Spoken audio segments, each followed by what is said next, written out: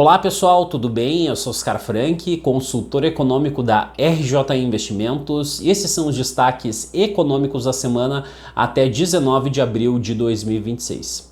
No cenário internacional, depois de um começo de semana bastante turbulento, nós tivemos boas notícias envolvendo a geopolítica. Em primeiro lugar, com o anúncio de cessar-fogo entre Israel e Líbano por 10 dias, e na sequência, mais especificamente na sexta-feira, com um anúncio por parte do governo do Irã de reabertura total do Estreito de Hormuz, por onde circula aproximadamente 1/5 do petróleo consumido globalmente. Isso trouxe naturalmente uma postura mais propensa a risco por parte dos investidores e também traz uma perspectiva mais benigna com relação a uma solução mais duradoura envolvendo o conflito no Irã.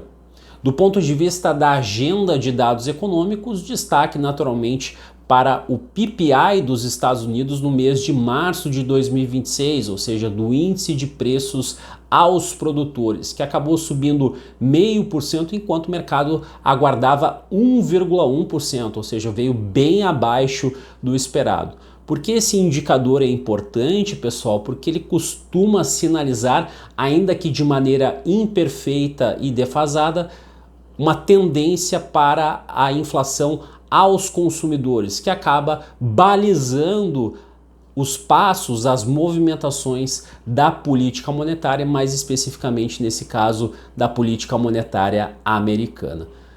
Ao longo da semana também, pessoal, diversos dirigentes de bancos centrais ao redor do mundo manifestaram preocupação com relação aos efeitos secundários da guerra do Irã sobre a inflação. O que significa esse tipo de situação, pessoal?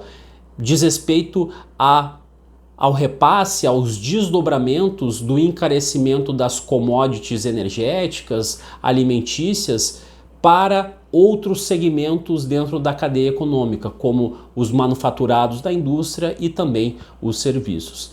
Esse tema também foi destaque nas manifestações dos diretores do Copom, do Comitê de Política Monetária aqui no Brasil, que manifestaram desconforto com a elevação das expectativas de inflação depois da eclosão da guerra no Oriente Médio e que, naturalmente, esse cenário exigirá serenidade, cautela nesse ciclo de ajuste, nesse movimento de baixa sequencial dos juros básicos aqui no Brasil.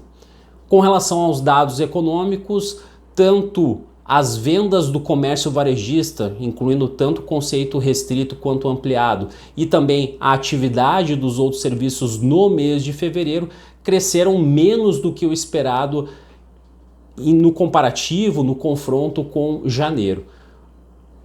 Por sua vez, o índice do Banco Central de atividade econômica nessa mesma métrica, nessa mesma base de comparação, subiu 0,60%, ou seja, acima do esperado pelo mercado, que era uma alta de 0,47%. O IBC é um termômetro da atividade econômica que acaba sendo construído a partir de diversos dados setoriais e nos dá aí um sabor, uma ideia de como se deve comportar o PIB. Pelo menos até o momento, pessoal, com essa rodada de dados de fevereiro, nós temos uma perspectiva de um crescimento forte do PIB no primeiro trimestre de 2026 em relação ao quarto trimestre de 2025, de aproximadamente 1%.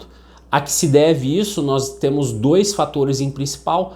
Em primeiro lugar, o fato de que a economia permaneceu estagnada ao longo de todo o segundo semestre de 2025, então isso gerou naturalmente uma base de comparação mais deprimida, um efeito estatístico favorável, então, por uma alta mais expressiva nesse momento, e também esse é um período onde nós temos a materialização dos impactos decorrentes dos incentivos à demanda por parte do governo federal, com destaque para o aumento, a ampliação do limite de isenção do imposto de renda pessoa física para quem ganha até R$ 5.000 e também o corte da alíquota incidente para aqueles que ganham até R$ 7.350 mensais. Esse, sem sombra de dúvidas, a medida que se sobressaiu. No entanto, nós temos diversas outras ações que procuram manter, sustentar a demanda, especialmente nesse ano eleitoral.